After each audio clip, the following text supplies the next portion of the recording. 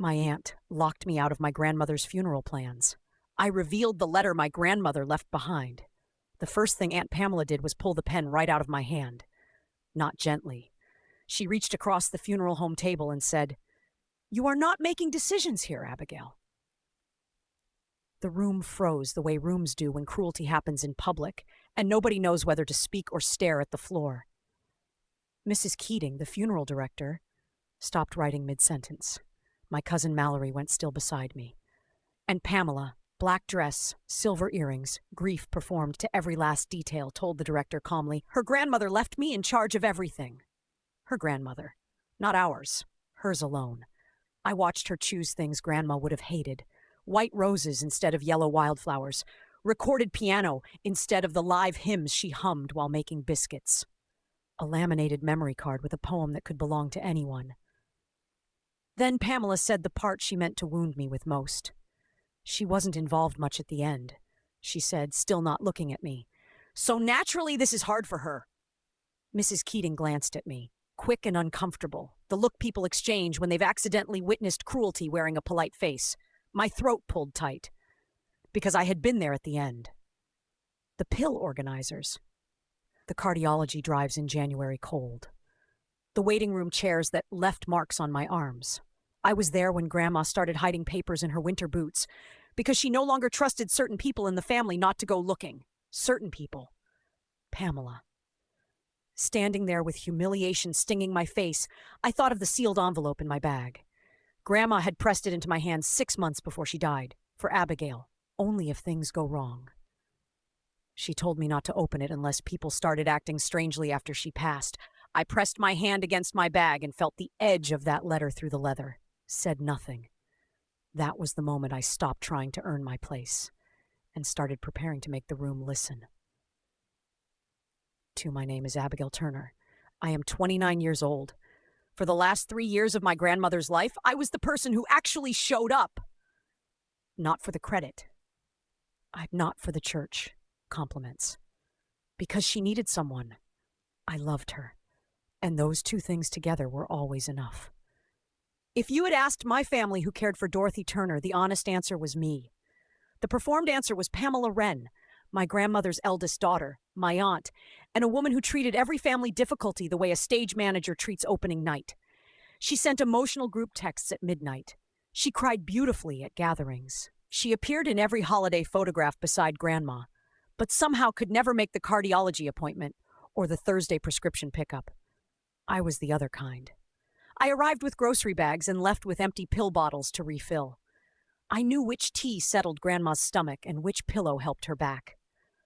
After my parents divorced when I was 12, her pale yellow house became the one solid thing in my world. Same porch wind chime for 20 years. Same peppermint candy dish by the lamp. Same voice calling me baby girl longer than I deserved. Pamela lived 18 minutes away and had a new reason every week why she couldn't come. A headache, her husband's knee, a committee, a luncheon already on the calendar. But she never missed a Sunday photo at church, never missed a chance to tell the pastor how much she worried about her mother. Grandma saw all of it and said nothing directly.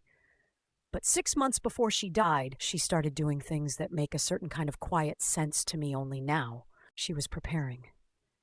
Not for death itself, for what comes after death, when character stops hiding behind manners and people finally show you exactly who they are.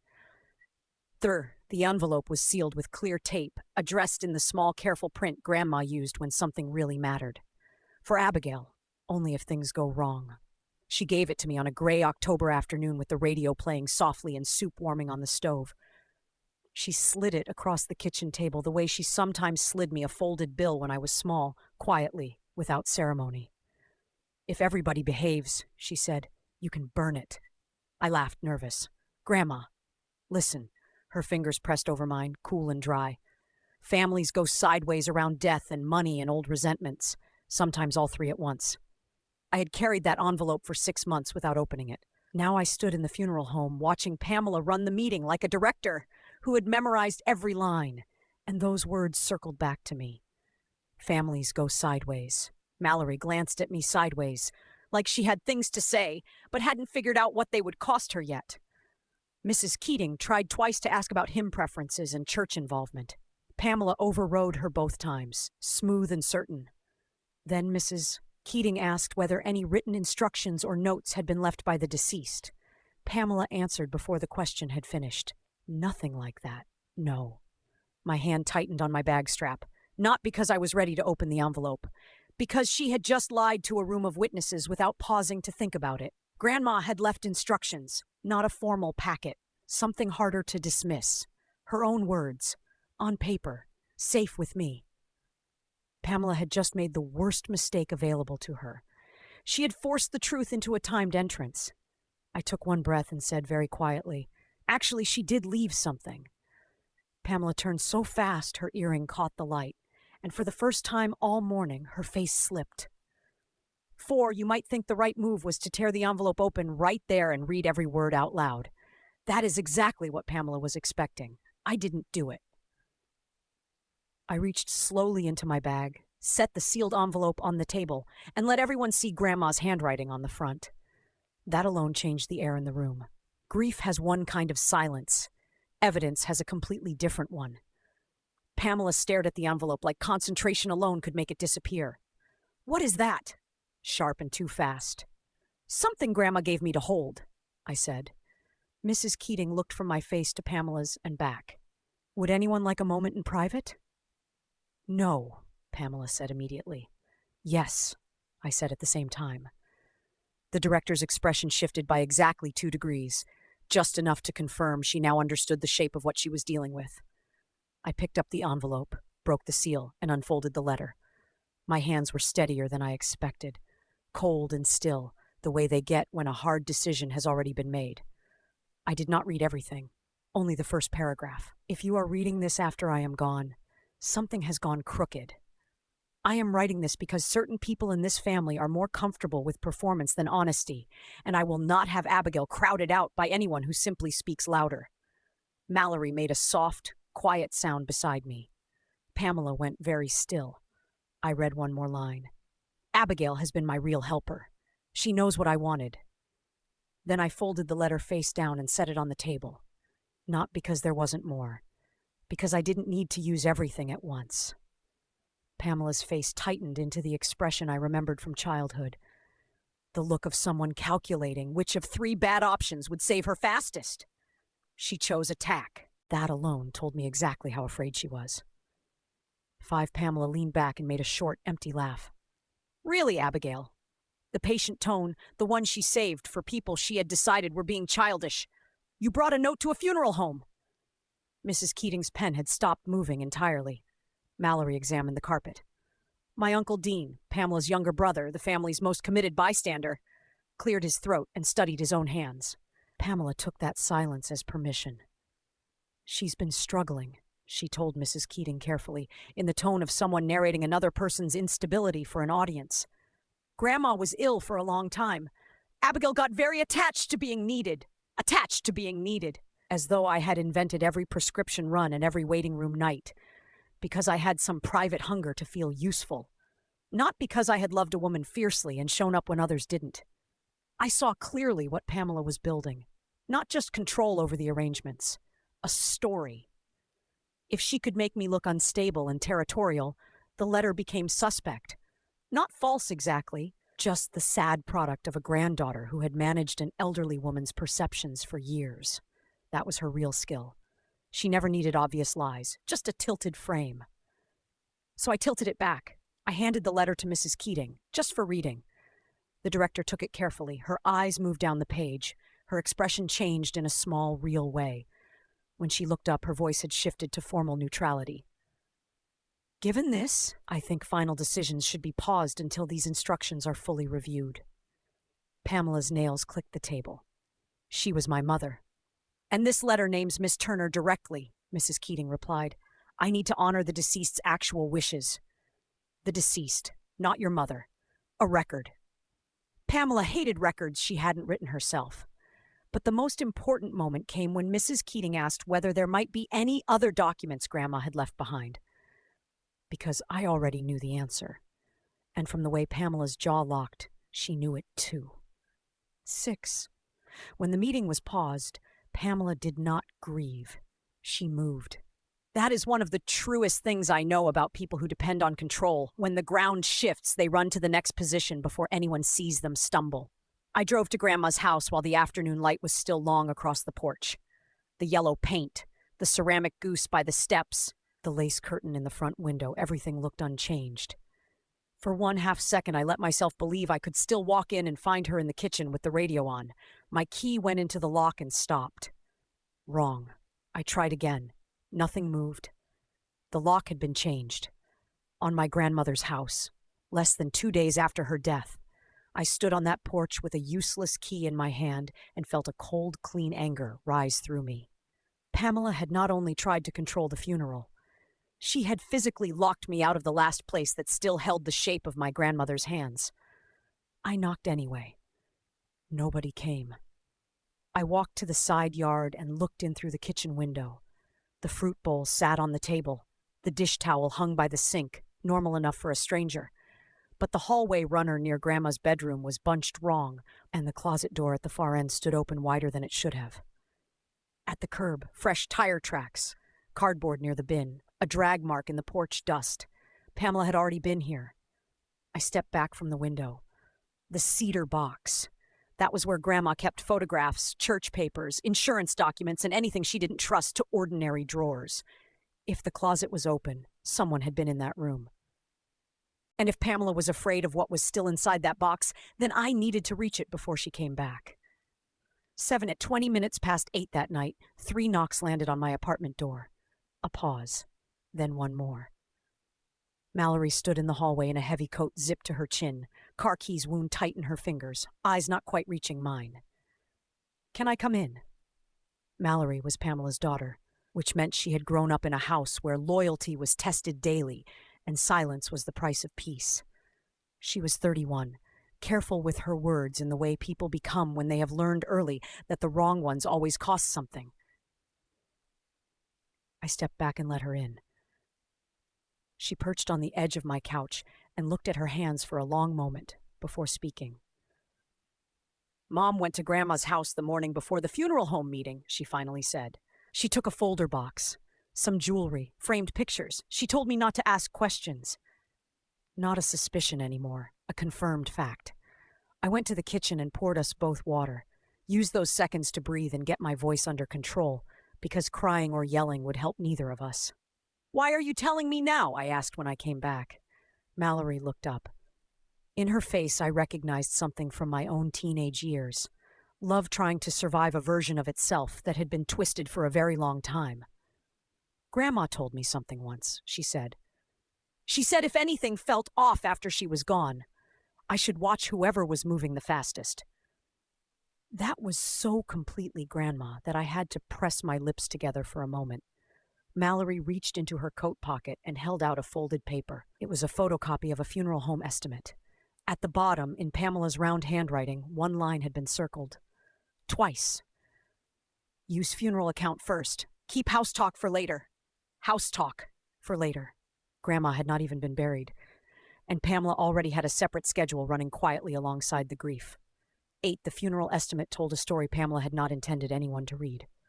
At the funeral home, she had acted like every choice was a sacrifice, selecting simpler options because that was what Grandma would have wanted. No fuss.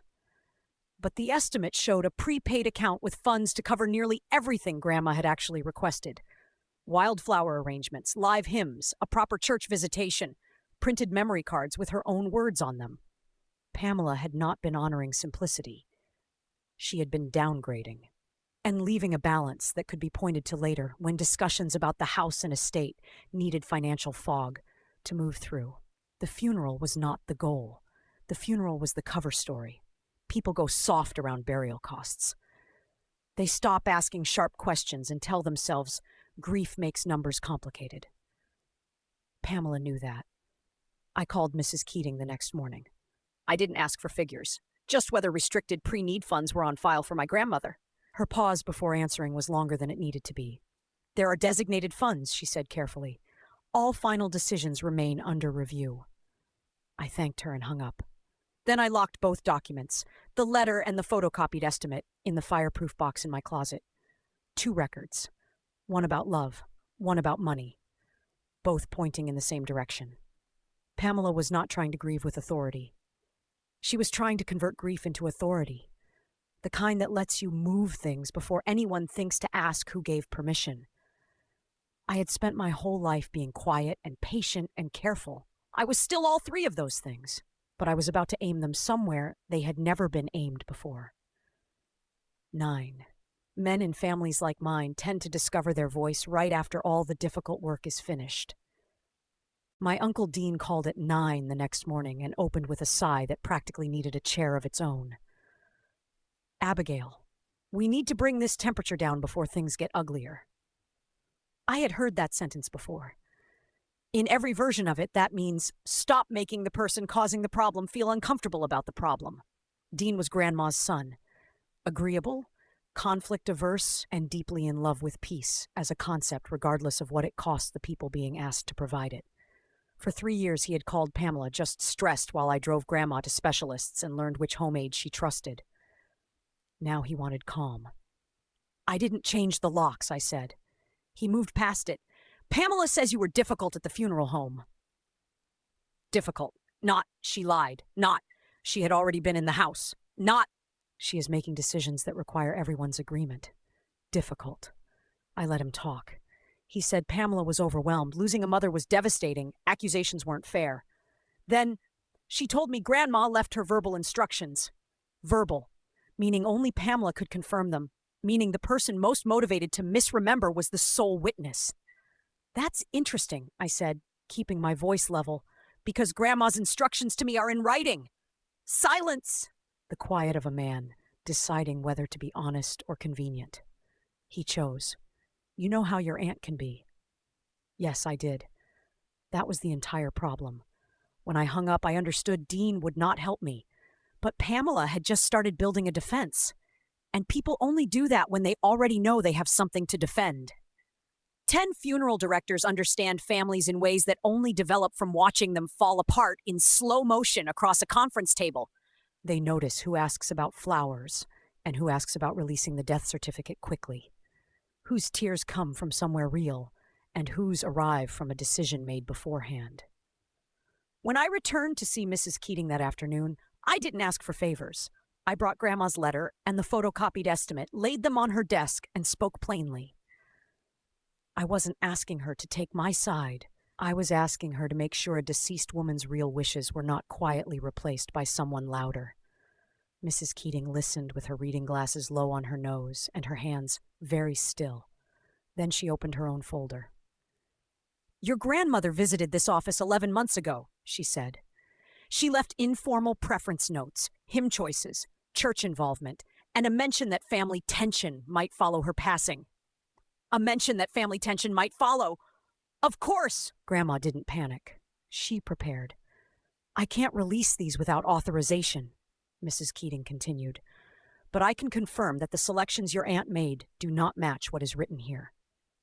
For the first time since Grandma died, an independent person had quietly confirmed I was not imagining any of this.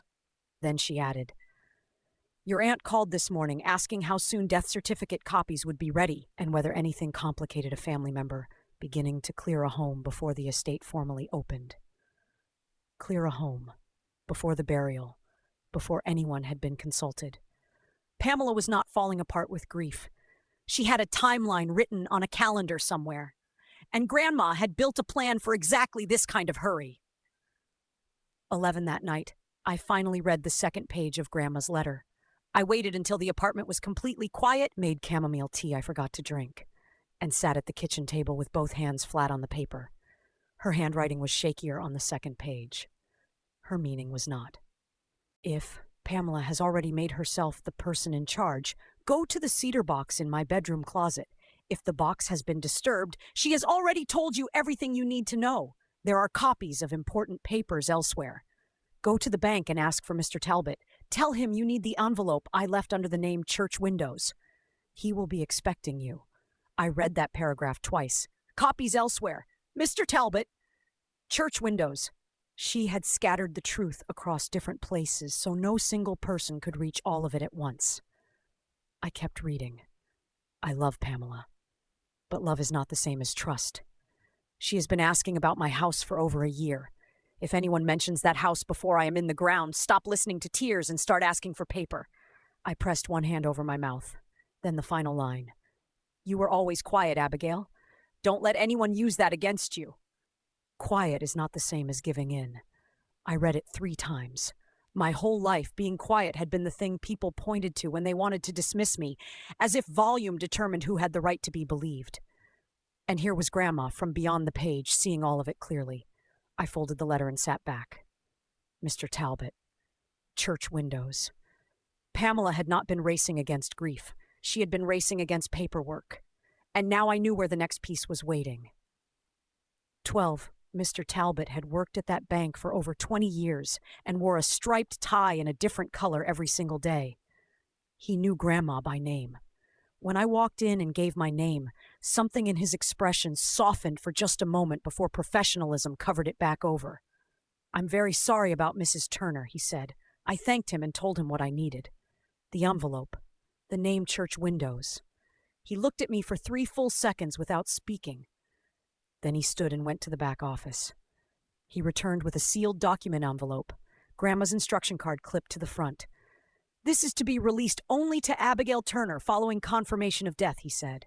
Not to family, not to next of kin generally, to me, by name. Specifically, my aunt had not just been anticipated, she had been precisely worked around months ago. I signed the release and took the envelope to a small consultation room, closed the door, and opened it. Inside were 3 things: a notarized instruction letter, a summary page of Grandma's updated will, and a smaller envelope labeled, and I actually laughed when I read this, funeral and house, in case Pamela starts organizing things that aren't hers. The notarized letter was exact. It named me as the person to consult for funeral decisions if conflict arose. It stated that no property from a specific keepsake list was to leave the home before burial, and a witnessed inventory. The will summary held the largest piece of all. The yellow house could only be sold by unanimous written agreement of 3 named beneficiaries: Pamela Wren, Dean Turner, and Abigail Turner. One voice of 3. Every plan Pamela had already set in motion was built entirely on air. 13. People who thrive on control have one tell when it starts slipping. They accelerate. I was still in my car outside the bank when my phone buzzed with a group text from Pamela. Service scheduled for Friday morning, private burial immediately after. Please honor Mom's wish for a quiet, simple farewell. Friday was 2 days away. No church input. No visitation period. No mention of the 36 years Grandma spent at First Calvary, where half the town knew her face. No acknowledgement of any letter, any written instruction, any prior conversation. Simple. The new word now that authority was cracking. Rush the burial, reduce the witnesses, close the window, before anyone compared her version to Grandma's written one. I called Mrs. Keating before I had even started the engine. She answered on the second ring. I explained what I had found at the bank: the notarized letter, the will summary, the specific instruction naming me as the person to consult for funeral decisions. I told her my aunt had sent a group text scheduling a service with no legal right to do so unilaterally. Mrs. Keating said, "Can you come in now?" I was there in 20 minutes. When I laid the notarized letter on her desk, the entire structure of the week shifted. She read it once, then again, then asked to copy it for the official file. Based on this documentation, she said, we cannot finalize service arrangements under a single family member's direction. Cannot. 2 words that stripped away Pamela's greatest weapon: urgency.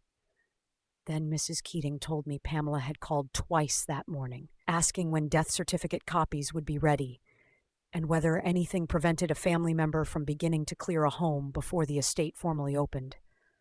Clear a home. Pamela wasn't grieving.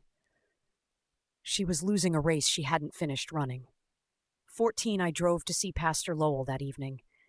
He was a lean, quiet man with the unhurried patience of someone who had sat beside more deathbeds and kitchen tables than he could count. He had known Grandma for 20 years. She trusted him because he never confused warmth with foolishness. When I knocked on his study door and he saw my face, he just said, "Come in, Abigail," and moved papers from the chair across from his desk. "Your grandmother was worried about this," he said before I had even opened my folder. She told me months ago. He opened his desk drawer and placed a yellow legal pad sheet between us. Grandma's handwriting. She had apparently sat with him one afternoon during a church budget meeting and dictated her service preferences, specific hymns, 2 scripture passages, and one line at the bottom that took the air out of me. If anyone in this family says Abigail was not present for me, that is simply not a true statement. I looked down fast. I could not trust my face to hold still. Pastor Lowell waited without speaking. That patience was its own kind of grace. Then Pamela called yesterday. She suggested a small chapel service would be less complicated for everyone. Complicated, the word people use when they mean uncontrolled. I handed him the bank documents and letter copies. He read them slowly, nodded once, then opened his desk calendar. He drew a line through Friday morning. Dorothy Turner will be buried the way she asked, he said. Final and simple. Then he looked at me and said, the people who sit at the bedside rarely need to announce it. The ones who matter already know. Pamela's power had always needed rooms where the truth was absent. The church was not going to be one of those rooms. 15 Pamela called at 6:17 that evening and came in without any greeting at all. What exactly do you think you are doing? I was sitting on my couch with Grandma's letter open on the cushion beside me. I looked at it before I answered. I'm making sure Grandma's wishes are honored. You filled her head, she said. Her voice was high and tight. You were always there, hovering, making yourself the important one, making her need you. She wrote those instructions herself, I said. Every word of it. Please. The laugh came out thin and wrong. You spent years making sure she chose you. You can't take a daughter's place, Abigail. And there it was. Not really about the house, not the money or the timeline. Jealousy. Old and tired and completely exposed. Pamela could tolerate my presence when I was quiet and useful. What she could not tolerate was the idea that Grandma had measured both of us honestly, seen clearly, and written down what she found, that what she found was me. I looked at my window, dark with rain sliding down the glass. I never tried to take your place, I said. That's what makes all of this so sad. Silence. Then colder. Fine, let the attorney handle it. But don't expect this family to forgive what you've done. She hung up. I sat without moving for a long time, not because I feared what any attorney would find, because she had just run out of emotional roads, which meant the entire fight had shifted to documents, where Grandma had been waiting for it all along. 16, Grandma's attorney was Elliot Pierce, silver-haired, measured, and patient, with the steadiness that develops in a person who has spent 40 years watching families discover that blood is not the same as a legal claim. He scheduled a meeting the following morning. Not a full will reading, a preliminary session to address the dispute before it grew. His word was misconceptions, which told me before I sat down that he already understood what Pamela had been attempting. We gathered around his conference table. Pamela, Dean, Mallory, and me. Pamela wore cream instead of black, which felt like a signal I couldn't quite name. Dean looked like he hadn't slept. Mallory sat with her hands folded and her eyes straight ahead. I placed my documents on the table and kept both hands resting on them. Mr. Pierce did not waste time. He confirmed that written instructions existed covering funeral preferences and family conflict. He confirmed that Pamela's assumed authority as eldest did not override documented wishes or the rights of all named beneficiaries. He slid copies across the table. Pamela's eyes moved fast when she reached the house clause.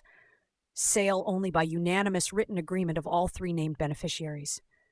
Then Mr. Pierce added quietly, there is also a keepsake memorandum stating that designated personal property may not leave the home before burial and a witnessed inventory. Pamela's chin lifted. That seems excessive. It is binding as written, Mr. Pierce said simply.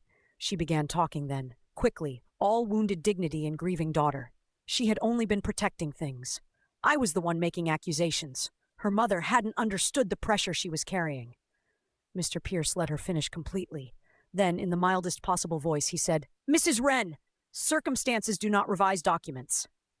I kept my face perfectly still, but somewhere in my chest, something that had been pulled tight for days finally let go. 17. By attorney instruction, the house was opened that afternoon with witnesses present. Mr. Pierce's assistant carried a legal pad. Dean came looking pale. Mallory came braced. Pastor Lowell came because I had asked him, not for any formal role, but because his presence makes people behave as though something older than law is watching. Pamela came because she had no choice. When the estate key turned in the lock and the door swung open, the smell hit me first. Old paper, lemon polish, the ghost of peppermint from the candy dish by the lamp. My throat closed up in a way that had nothing to do with Pamela. I breathed through it. The inventory began. In Grandma's bedroom closet, the cedar box was present. The lid sat off center. Several photo envelopes were missing. The pearl brooch she wore every Easter was gone. The gold locket with the small dent on the back. The one I had dropped at age 10 and cried over while she told me it didn't matter, was also gone. Mr. Pierce's assistant wrote each item down without comment. Pamela said quickly, "She gave me some of those things before she passed." Nobody replied, because if that were true, she would have said it the moment we walked in. Then we reached the den. In the bottom desk drawer sat a brown notebook with a stretched elastic band. On the cover, in Grandma's handwriting, to remember who said what. I felt the floor shift under me. Pamela saw it at the same moment. Mr. Pierce picked it up before either of us moved. He opened it, skimmed a page near the back. Then he looked up at Pamela in a way I will never forget, not with anger, with something quieter and more final. The dead had kept a record, and it had just been found. 18. The notebook was devastating for exactly one reason. It was not theatrical. It was not dramatic. It was simply Grandma, writing the way she had always lived, plain and exact, in the dry voice of a woman who had stopped expecting to be believed and started writing things down instead. Dates at the top of each entry, short factual notes. Who called? Who came? Who asked about things that were not yet theirs to ask about. Mr. Pierce read sections aloud. Pamela called again about the house, asked if signing it over now would save trouble later. I said no. She cried. Made tea after. Chest ached. Abigail came by at 6 with groceries. 1 page later. Pamela says she doesn't like Abigail having the spare key. Says it looks odd. I told her I don't much care how it looks. Another entry, written in a shakier hand. If anyone says I did not know my own mind in these last years, that is simply not so. Dean had gone pale. Mallory had sat down on the edge of the bed like her legs had quietly given way. Pamela stood at the dresser with both arms crossed tight, eyes moving fast across each page. Then came the entry that stopped the room. Moved the funeral account to the restricted arrangement. Elliot has the paperwork. If Pamela gets into one of her organized rushes, she will use everyone's grief like a doorstop, just to keep things open while she gets through. I looked at Pamela when that was read. She was no longer loudly angry. She was frightened. Because this was no longer relatives with competing memories. This was a written record from a woman everyone there had known for decades, describing the exact behavior now unfolding in real time. Mr. Pierce closed the notebook and said it would be preserved as part of the estate record. Pamela tried. She had confused days sometimes. That line landed and died immediately. Then Mallory opened the guest room closet. 19 Mallory opened that closet door and went very still. She turned around, holding a shopping bag by both handles, the way you hold something that has just revealed its true weight. Inside, Grandma's Easter brooch, the gold locket with the dented back, 2 silver-framed family photographs, a stack of unopened sympathy cards, an envelope in Grandma's writing labeled kitchen drawer recipes. Not accidentally gathered, selected, specific, hidden inside the house to be collected quietly after the burial, once everyone had gone home and questions had stopped. Pamela moved toward the bag. I was keeping things safe, she said. Organizing. Organizing. The word that does the same work in family situations it always does, making removal sound like care. Mallory looked at her mother, then at the bag, then at the rest of us. I watched something move across her face. Years of practiced caution giving way under the weight of what she was holding. No, she said quietly. You told me not to ask questions. Mallory. 1 word. That tone, the same one used when Mallory wore the wrong dress at 16, changed her major at 21, left her husband at 28.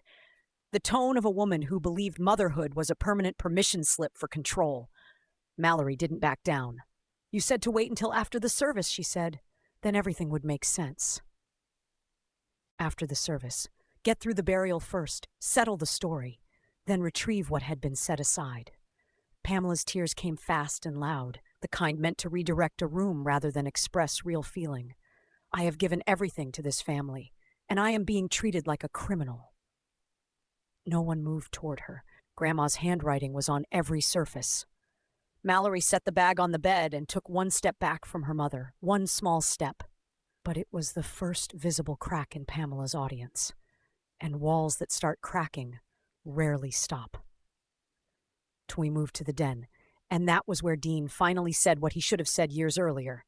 He lowered himself into Grandma's armchair like a man whose bones had gone loose, pressed both palms over his face.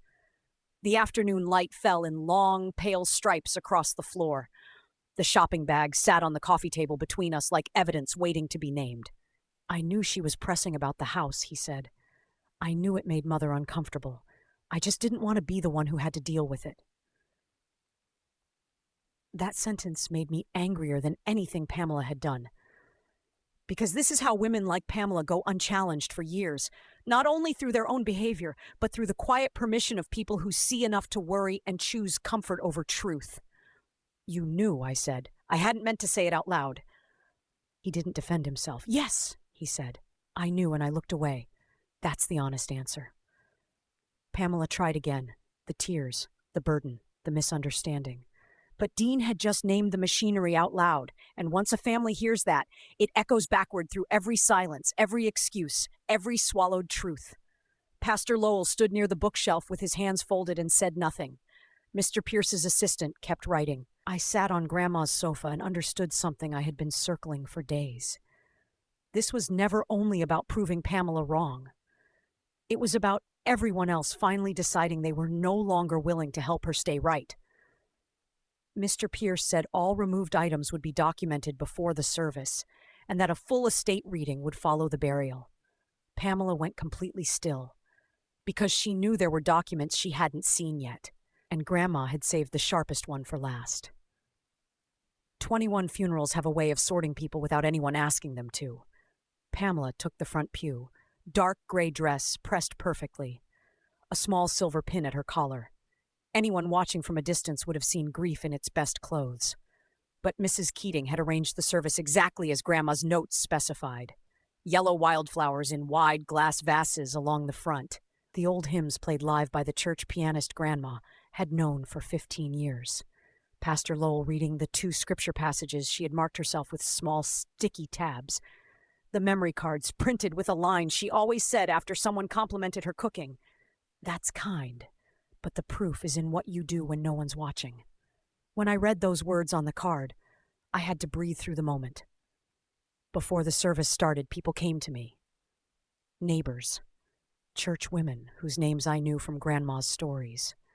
The nurse from the cardiology office who said Grandma mentioned my name at every single visit.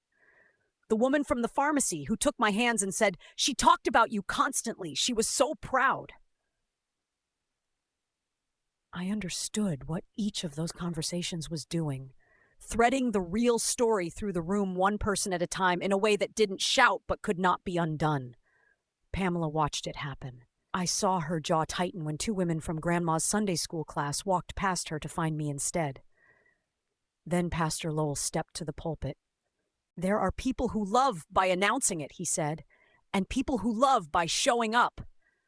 Dorothy Turner spent 81 years knowing the difference between those 2 things. The whole church felt it settle. And what Pamela didn't know was that Pastor Lowell still had one more thing Grandma had left behind. A final message, to be read only if the family could not manage to behave. They hadn't managed. Till near the end of the service, after the last hymn fell into silence, Pastor Lowell reached into his robe and removed a folded sheet of paper. Dorothy left this with me several months ago, he said. She asked that it be read at her service if circumstances made plain speech necessary. The church went quiet in a way that felt different from ordinary quiet. Pamela straightened in her pew. Dean looked down at his hands. Mallory pressed a tissue hard against her mouth. Pastor Lowell read Grandma's words in his steady Sunday voice. If there is tension among my family and Abigail after I am gone, I want it plainly known. Abigail has been faithful and present through every difficult season. Any account of her being absent or self-interested is simply not accurate. I do not want devotion measured by who is standing at the front of the room. A quiet sound moved through the pews. Not quite a murmur, something more collective than that. Pamela did not cry. She froze. Tears can still be performed. Stillness under direct exposure cannot. Pastor Lowell continued, I also ask my family plainly, do not discuss my home or your expectations before I am in the ground. If that conversation has already begun, then appetite has been placed above affection. The family should take careful note. Grandma had given testimony at her own funeral, in a church, with witnesses, in her own words. Pamela's jaw tightened so visibly that 2 rows back, I could see the muscle working. Her husband looked like he was counting ceiling tiles. Mallory did not look toward her mother. And I, sitting in black with Grandma's folded handkerchief in both hands, felt something that was not triumph and not grief, something deeper than both. Relief. I was no longer the only one carrying the truth. Grandma had carried it here herself and set it down where it could not be argued away. The reading was the next morning. 23 Mr. Pierce's conference room was smaller than the moment deserved. Fluorescent lights, a water pitcher sweating beside legal pads, the familiar smell of paper that has been important for a long time. He opened the file and read without preamble.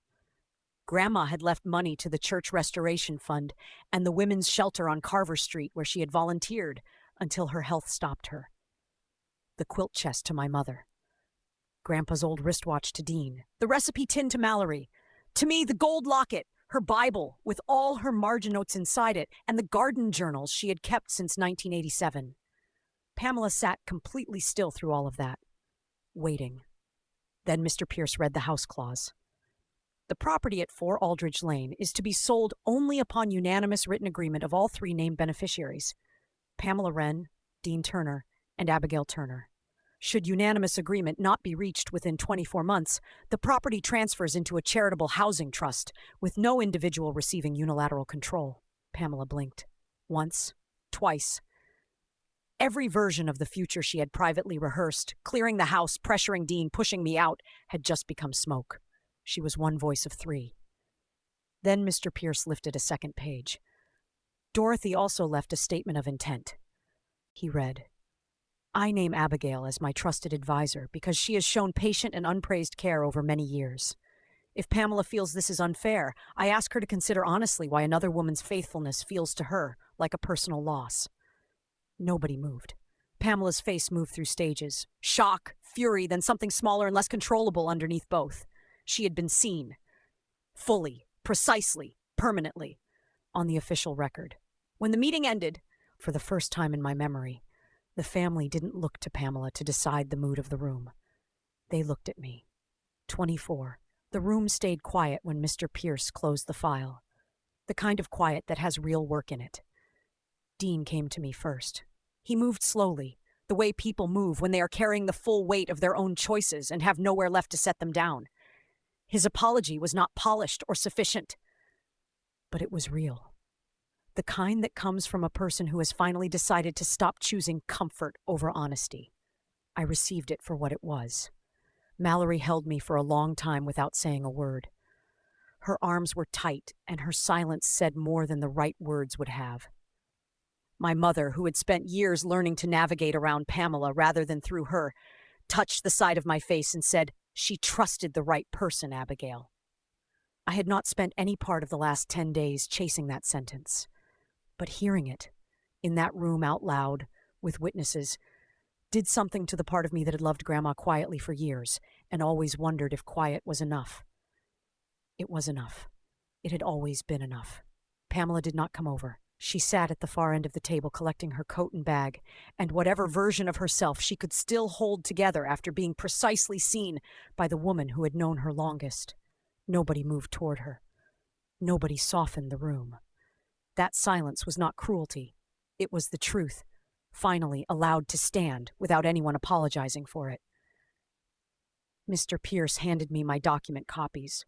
Among them was a small sealed envelope marked to be opened only after the reading. I opened it alone in the car. Baby girl, you don't have to stay in rooms where you must keep proving your love was real. That is not a life.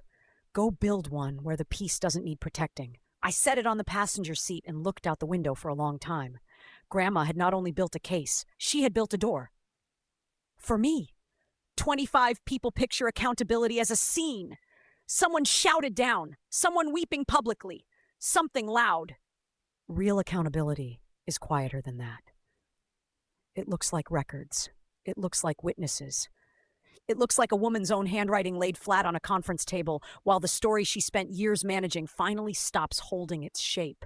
Pamela thought she owned the version of events. She thought if she moved fast enough and performed grief convincingly enough, the family would keep doing what it always had, letting her define reality because that was easier than the argument. She thought Grandma's death would give her unquestioned authority over the house, the funeral, the keepsakes, and the family memory of who had mattered. She lost every part of it, not in one screaming scene, in records, in witnesses, in her own mother's handwriting. The weeks after the service settled into a different shape, the keepsakes went where Grandma intended. The house stayed in legal process until the estate formally opened. Mallory, for the first time in her adult life, began making decisions without first checking whether her mother approved. Dean called me twice the following month. Real calls, not peacekeeping ones. My mother and I planted white daisies along the church memorial garden border one Saturday in early spring because Grandma always said roses spent too much energy announcing themselves. And me? I kept the locket and the Bible and the garden journals with their careful notes about what grows well in shade and what simply needs more room than it has been given. I stopped showing up to battles that existed only to keep Pamela centered. I stopped explaining clear truths to people who had chosen not to understand them. I stopped mistaking endurance for love. The last real gift Grandma gave me was not the letter, the locket, or the satisfying moment when Mr. Pierce read her words into the official record. It was the understanding that quiet is not the same as losing, that showing up matters even when no one is keeping score, that the people who truly love you find a way to write it somewhere it cannot be argued away. Pamela lost the authority she had always believed was hers by birthright. I walked out of that attorney's office with my grandmother's blessing in my pocket and my name clean. That was more than enough. That was everything.